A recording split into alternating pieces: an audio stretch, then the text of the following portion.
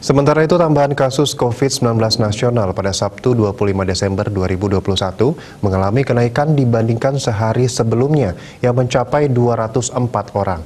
Tambahan kasus baru masih di kisaran 200 orang.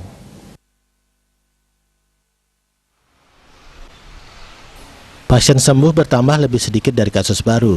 Kesembuhan pasien bertambah sebanyak 100-an orang.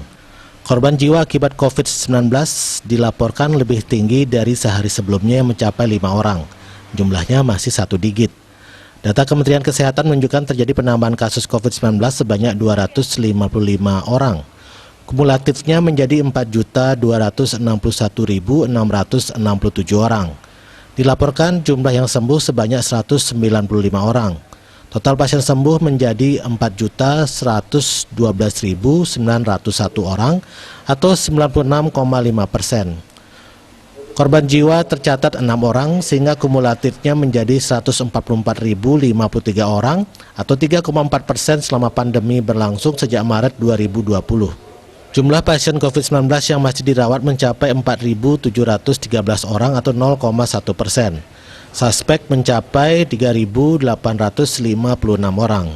Dia Dewi Balipos melaporkan.